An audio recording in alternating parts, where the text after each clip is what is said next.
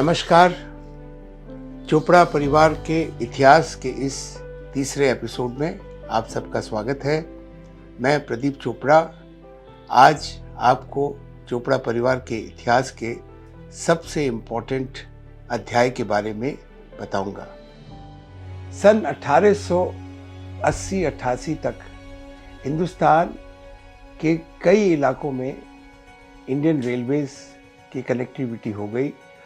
खासकर जो important towns थे, बॉम्बे, दिल्ली, कलकत्ता, ये ट्रेन की कनेक्शन से ऑलरेडी एक्टिव हो चुके थे।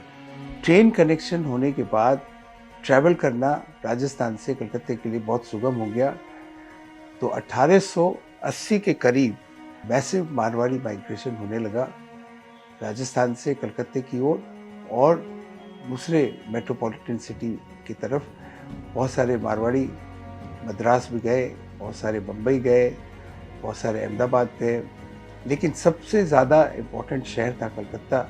लोग कहते हैं कि कलकत्ता जो है ब्रिटिश एम्पायर का सेकंड मोस्ट इम्पोर्टेंट शहर था आफ्टर लंदन, और जो था भी, और वहाँ पर बिजनेस अपॉर्चुनिटीज़ और एम्प्लॉयमेंट की अपॉर्चुनिटीज़ बहुत ज़्यादा थी, इसलिए मैसिव माइग्रेशन होने लग गया।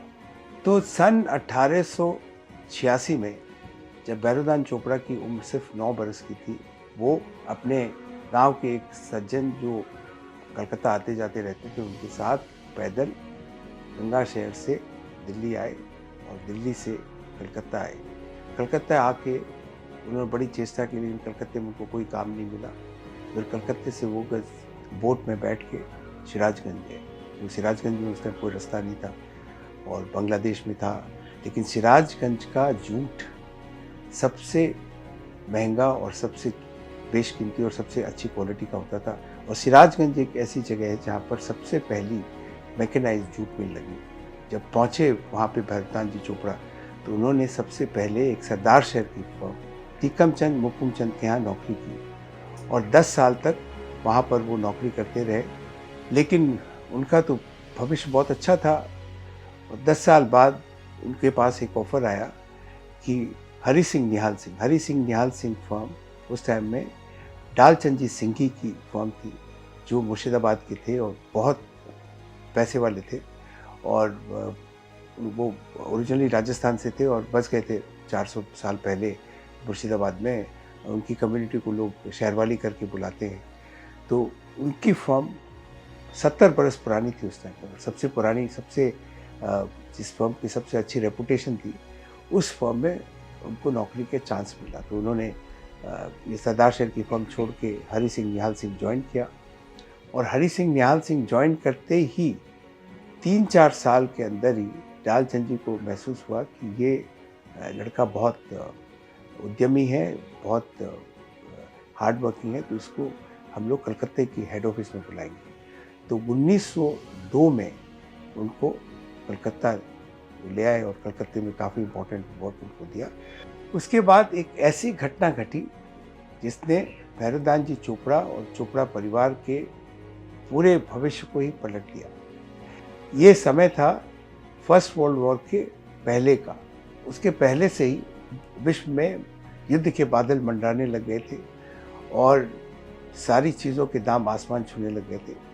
तो उस समय, और हरि सिंह निहाल सिंह का मेन काम था कि यहाँ से जूट, हेशियन और गनी बैग्स एक्सपोर्ट करते थे वो यूरोप में और ख़ासकर इंग्लैंड में। तो जो कि दाम बहुत बढ़ गए थे, तो एक अंग्रेज़ ग्राहक उनके पास आता है और वो कहता है कि मैं ये 500 रुपये तुमको देता हूँ और तुम मेरा जो सामान है वो जितनी जल्दी हो उतना डिस्पैच कर दो। और चूँकि पहले ये था कि जिस ऑर्डर का जो पंक्तिबद्ध है उस हिसाब से जाएगा माल, तो उसने 500 रुपया उनको एक तरह से घूस दी। उस समय भैरोदान जी चोपड़ा की सालाना तनख्वाह थी 36 रुपये। लेकिन जब डालचंद जी मुर्शिदाबाद से कलकत्ता आए, तो भैरोदान जी ने उनको कहा कि साहब ये 500 रुपया ये अंग्रेज ग्राहक ने दे के गया है, तो मैं क्या करूँ। ये 500 रुपये वो दे के गया और ये कह के गया कि मेरा माल पहले डिस्पैच कर दो। तो डालचंद जी को बड़ा आश्चर्य हुआ कि जिस व्यक्ति को मैं 36 रुपये सालाना तनख्वाह देता हूँ, उसने 500 रुपये का लोभ श्रवण कर लिया और मेरे को आके बोल दिया। तो बड़े खुश हुए। उन्होंने कहा ठीक है, उससे तो मैं डील करूँगा, तुम एक काम करो, अब तुम को मैं इस बड़े खुश होकर तुमको इस फर्म में 2 आना पार्टनरशिप दे रहा हूँ। उस समय 16 आना का 1 रुपया होता था, तो 2 आना पार्टनरशिप मैं ऑफर करूँगा। तो उन्होंने कहा कि साहब मैं अकेला पार्टनर नहीं बनना चाहता, मेरे 6 भाई हैं, मैं 6 भाइयों को यहाँ बुलाऊँगा और उनको सबको पार्टनरशिप, हमारी पार्टनरशिप डीड में 6 भाइयों का नाम रहेगा। तो उन्होंने कहा ठीक है साहब, आप जैसा करना चाहें कर लीजिए, लेकिन आपकी हिस्सेदारी 2 आना ही रहेगी। और उस टाइम में सेठ भैरवदान जी ने अपनी पार्टनरशिप की, और ये पार्टनरशिप डीड अभी भी सिंघी परिवार के पास है। तो वहाँ से वो पार्टनरशिप की जर्नी शुरू होती है।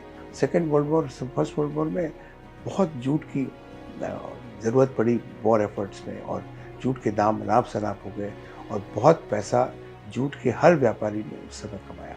और उस टाइम में फिर चोपड़ा परिवार ने ये भी परमिशन दी सिंघियों से कि हम कुछ हमारा इंडिपेंडेंट व्यापार भी करना चाहते हैं, उसमें हमारे भाई लोग इन्वॉल्व होंगे। और उन्होंने अपना भी एक अलग से फर्म बनाया, और उस फर्म में उन्होंने जूट का व्यापार शुरू किया। और जूट के जो प्रोक्योरमेंट सेंटर्स थे, चाहे वो नॉर्थ बिहार में हो या नॉर्थ बंगाल में हो, जो और बांग्लादेश में हो, सब जगह प्रॉपर्टियाँ भी खरीदी। 1923 में बहुत पैसा चोपड़ा परिवार के पास एक साथ आ गया। सर फर्स्ट वर्ल्ड वॉर ख़त्म हो चुका था, और उस समय उन्होंने कलकत्ते में चोपड़ा हाउस खरीदा, 133 नंबर कैनिंग स्ट्रीट का मकान जो है, चोपड़ा हाउस खरीदा राजेंद्र मलिक के परिवार से। और उस टाइम उन्होंने जो काशीपुर में चोपड़ा बाज़ार है वो खरीदा, चंपा बाज़ार है वो खरीदा। उसके बाद जो नॉर्थ बिहार में जितनी प्रॉपर्टीज़ है, चाहे गुलाब बाग में हो, चाहे वो पूर्णिया में हो, चाहे वो मुरलीगंज, बनबनकी, फारबिसगंज और किशनगंज, सब जगह बड़े बड़े बाज़ार, बड़ी बड़ी प्रॉपर्टियाँ, वहाँ पर उन्होंने जूट बेलिंग प्रेसेस भी लगाई। और इतना पैसा आ गया, तो जैसे दूसरे मारवाड़ी परिवारों ने किया, चोपड़ा परिवार ने अपने गांव के लिए भी बहुत कुछ करना चालू किया। सबसे पहले तो उन्होंने कुआं बनवाया गंगा शहर में, तो वो कुआं आज भी इतना है कि वो पूरे शहर को पानी देता है। उसके बाद उनका एजुकेशन के ऊपर में इतना रुझान था, चाहे वो कोई भी, ये भैरवदान चोपड़ा उनके भाई कोई भी स्कूल नहीं गए, कोई एजुकेटेड नहीं थे, लेकिन वो पढ़ने में, और सारे घरों में लाइब्रेरीज थी, सबको पढ़ने का बड़ा शौक़ और पढ़ने के ऊपर प्रति रुझान था। और उन्होंने स्कूल बनाई, चोपड़ा स्कूल, वो आज भी वहाँ की सबसे बेहतरीन स्कूल है। और उस ज़माने में तो खैर वही एक स्कूल थी और सबसे बेहतरीन स्कूल थी, क्योंकि IIM कलकत्ता में जो फर्स्ट बैच में जो 60 बच्चे एडमिशन हुआ, उसमें 2 बच्चे चोपड़ा स्कूल के थे। एक तो किशन चंद जी बोथरा थे, जो पास होने के बाद में पूरी ज़िंदगी भर वो वहाँ के मार्केटिंग के प्रोफेसर हुए। अभी कुछ वर्षों पहले उनका वो रिटायर हो गए और उनका डेथ हो गई।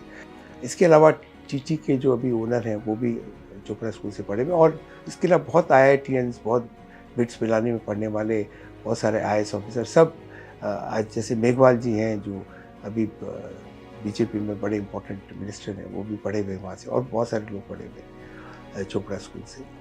और इसके अलावा उन्होंने स्कूल बने, लड़कियों के लिए स्कूल बनाया। अनफॉर्चुनेटली जब तक वो बन के तैयार हुआ, जब तक चोपड़ा परिवार की काफ़ी फाइनेंशियल हालत ख़राब हो गई थी, तो उनको वो स्कूल रामपुरिया लोगों को बेचना पड़ा, और रामपुरिया लोगों ने वहाँ बालिका विद्या निकेतन करके स्कूल खोला, वो भी बालिका लोगों का ही था। इसके अलावा उन्होंने वहाँ पर गंगा शहर में पुलिस स्टेशन के लिए ज़मीन दी, उन्होंने इलेक्ट्रिक सप्लाई के लिए ज़मीन दी, उन्होंने वहाँ पर एक छोटा सा मेडिकल सेंटर बनाया, उन्होंने वहाँ पे पोस्ट ऑफिस के लिए ज़मीन दी, वहाँ पर उन्होंने मंदिर बनवाए। गंगा शहर में उनके इतना उनका वर्चस्व था कि लोग माने कंपटीशन था बीना शहर के पाठिया परिवार और गंगा शहर के चोपड़ा परिवार का। लोगों को शायद पता नहीं है कि हिंदुस्तान में बिजली सबसे पहले बीकानेर में आई। जब मिस्टर क्रॉम्पटन लंदन में इलेक्ट्रिफिकेशन करके हिंदुस्तान आए कि कलकत्ता का इलेक्ट्रिफिकेशन करेंगे, तो ब्यूरोक्रेसी में उनका प्रपोजल काफ़ी डिले हो रहा था, और उसी समय अचानक महाराजा गंगा सिंह जी आ गए। उन्होंने कहा छोड़ो अभी टाइम, तुम क्यों नष्ट करते हो, चलो मेरे साथ बीकानेर और तुम वहाँ का इलेक्ट्रिफिकेशन करो। तो हिंदुस्तान का सबसे प्रमुख शहर और सबसे पहला शहर जो इलेक्ट्रिफिकेशन हुआ वो बीकानेर था। आज भी वहाँ पर आप प्लेक देखेंगे इलेक्ट्रिक सप्लाई में कि ये हिंदुस्तान का पहला शहर है जो इलेक्ट्रीफाइड हुआ।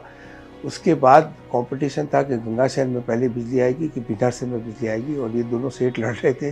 तो गंगा सिंह जी ने कंपनी को बोला तुम एक काम करो, दोनों की बिजली एक साथ, दोनों का स्विच एक साथ ऑन करना, ताकि किसी को ये नहीं लगे कि मेरे पहले आ गए उसकी दूसरे की देर से आई। तो इस तरह उन्होंने अपने गंगा शहर का इलेक्ट्रिफिकेशन कराया।